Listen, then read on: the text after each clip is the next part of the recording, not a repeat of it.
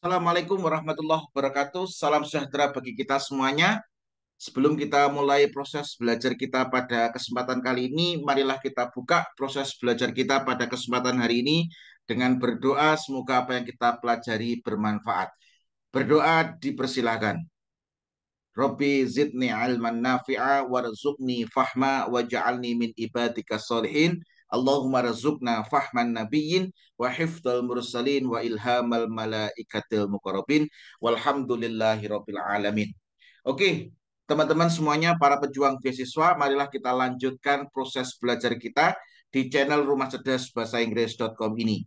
Di video sebelumnya saya sudah membagikan kepada Anda tentang pola-pola yang ada dalam TOEFL, khususnya di structure and written expression, khususnya lagi di bab subject verb agreement.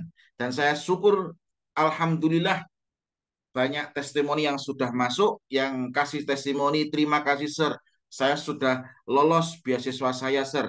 Saya diterima S2 di kajian ilmu politik, di kajian ilmu intelijen, di kajian eh, macam-macam. Banyak sekali yang sudah kasih testimoni. Bagi teman-teman yang masih berjuang untuk mendapatkan beasiswa atau lulus S2 maupun S3, Anda bisa belajar dari channel saya. Anda bisa tonton video-video saya. Kalau Anda pengen belajar bahasa Inggris dan TOEFL dari nol, untuk belajar TOEFL dari nol, Anda bisa beli buku konsep belajar TOEFL dari nol ini. Begitu juga belajar listening TOEFL dari nol ini. Dan ini sudah disertai video pembelajaran e-course, di mana buku konsep belajar TOEFL dari nol ini sudah disertai 200 lebih video pembelajaran. Kalau di sini di belajar listening TOEFL dari nol, ini 100 lebih video pembelajaran. Di situ ada materinya, setelah Anda nonton materinya, Anda latihan mengerjakan soalnya. Setelah Anda mengerjakan soalnya, Anda tonton pembahasannya. Anda akan tahu, oh ini salah, ini benar. Kenapa ini salah, kenapa ini benar, Anda akan belajar di video pembelajarannya atau pembahasan soalnya.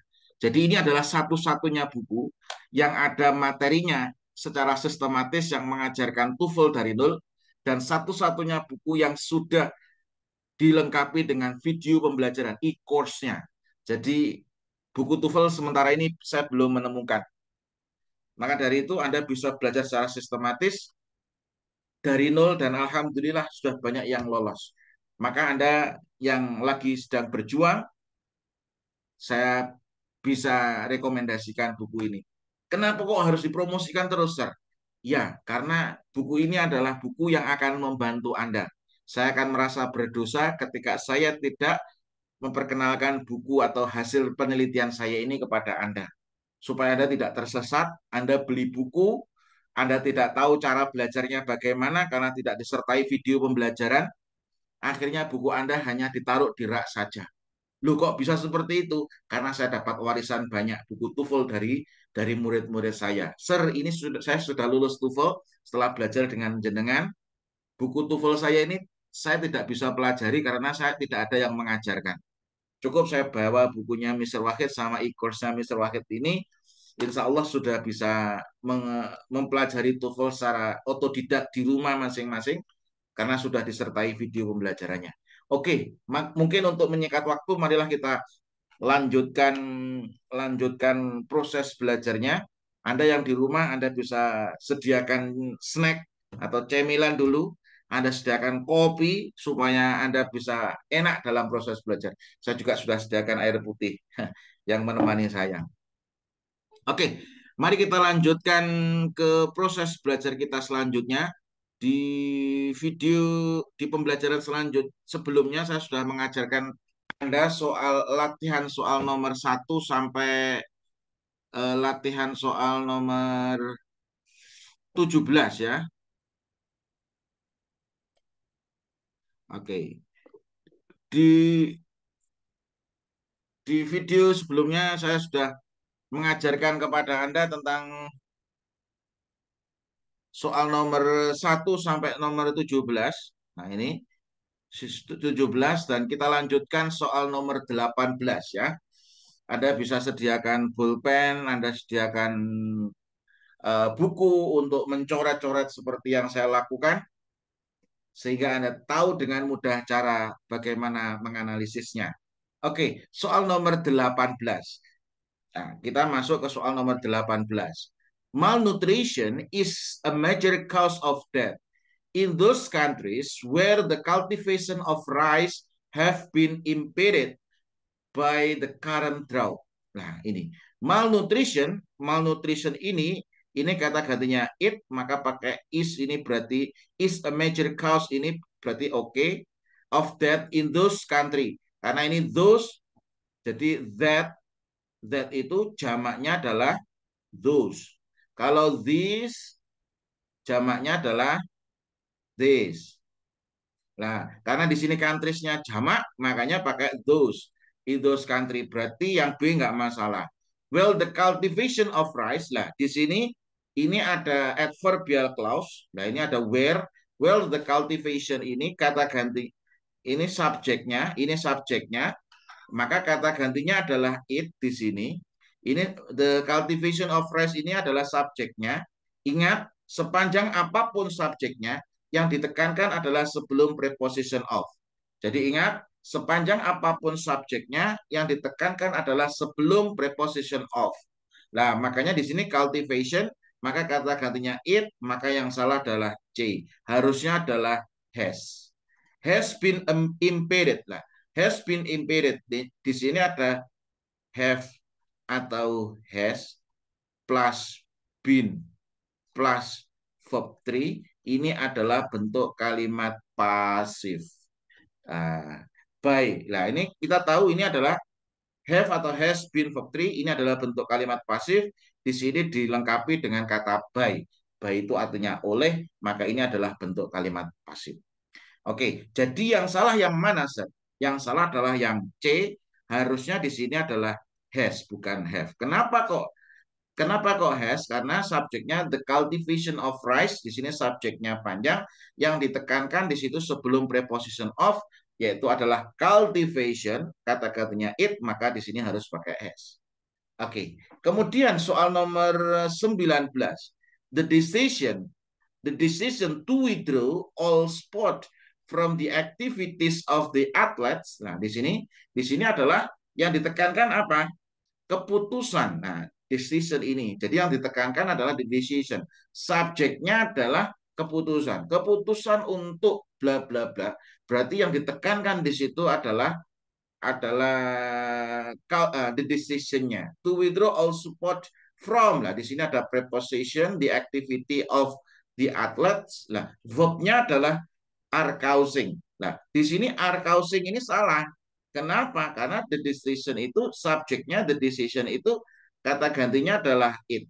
Kalau kata gantinya it, maka di sini harusnya pakai is. Is causing an uproar among the athletes fans. Nah, di sini harusnya adalah is gitu. Oke, kemudian soal nomor 20. The Department of Foreign Languages. Nah, Anda harus detail, Anda harus paham betul cara menganalisisnya. Bahwasanya di sini subjeknya panjang. Nah, ini sebelum Oke. Yang perlu teman-teman pahami, ketahui bahwasanya sepanjang apapun subjeknya, yang ditekankan di situ adalah sebelum preposition of.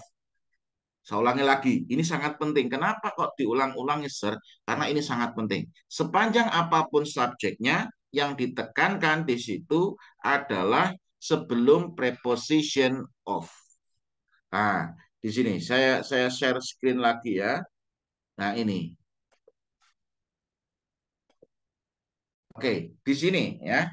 The Department of Foreign Languages. Nah, kalau Anda nggak memahami konsep yang saya sampaikan tadi, bahwasanya sepanjang apapun subjeknya, yang ditekankan adalah sebelum preposition of, berarti are ini nggak masalah.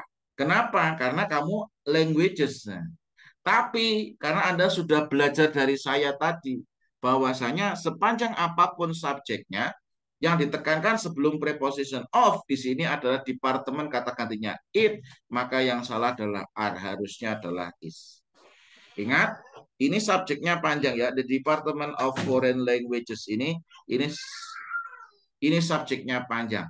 Ya, yang ditekankan subjeknya panjang ini adalah sebelum preposition of. Berarti di sini yang ditekankan adalah departemennya atau bagiannya. Berarti yang di sini kata gantinya adalah it. Karena kata gantinya it, maka harusnya pakai is, gak boleh pakai are. Nah, gitu ya. Semoga bisa memahamkan Anda. Wow, ternyata materinya sudah selesai. Sudah habis untuk materi subject verb agreement. Oke, yang perlu teman-teman ketahui bahwasanya nanti konsepnya adalah nanti Anda harus paham betul bahwasanya eh, sepanjang apapun subjeknya, yang ditekankan itu adalah sebelum preposition of. Ini yang pertama. Yang kedua, Anda harus juga paham bahwasanya kadang setelah subjek itu nggak langsung verb. Setelah subjek itu nggak langsung verb, tapi dipisah dengan adverb. Nah, ini. Anda harus paham juga. Jadi kadang, nah, jadi polanya ada kalanya gini. Jadi yang pertama tadi apa? Sepanjang apapun subjeknya yang ditekankan adalah sebelum preposition of. Lah, di sini kata noun yang ada di sini yang akan menentukan verbnya. Jadi noun sebelum of ini yang menentukan verbnya. Yang kedua, tidak semua tidak semua subjek itu langsung diikuti verb. Tidak. Yo ada kalanya subjek, verb, objek, adverb. Tapi kadangkala ada pola yang seperti ini. Subjek plus adverb plus verb plus objek. Kadang dipisah dengan adverb ini. Nah, biasanya kalau di adverbnya di tengah di sini, ini ada preposition plus noun. Nah, biasanya gitu. Anda harus cermati ini. Contoh, Rudy, Rudy, uh, Rudy in the class reads book. Rudy in the class reads book. Nah, di sini Rudy adalah subjek. In the class ini adalah adverb. Kok ngerti adverb? Karena di sini ada preposition diikuti dengan noun. Nah, di sini baru verbnya. Nah, adverb di sini tidak mempengaruhi dari verb. Yang mempengaruhi verb ini adalah subjeknya. Anda harus paham ini supaya Anda lebih mudah untuk mengerjakan soal-soal yang ada dalam TOEFL. Maka dari itu saya rekomendasikan bagi teman-teman yang ingin belajar bahasa Inggris dan TOEFL dari nol, Anda bisa belajar dari buku konsep belajar TOEFL dari nol ini yang sudah disertai e-course, begitu juga belajar listening TOEFL dari nol, dan buku yang terbaru saya adalah konsep belajar bahasa Inggris dari nol. Jadi buku-buku ini semuanya sudah disertai e-course atau video pembelajaran yang akan membantu Anda dalam memahami pola-pola yang ada dalam bahasa Inggris maupun di TOEFL. Terus belajar tingkatkan kemampuan dan saya doakan Anda semakin sukses di studi maupun di karir. Kurang lebihnya mohon maaf. Assalamualaikum warahmatullahi wabarakatuh.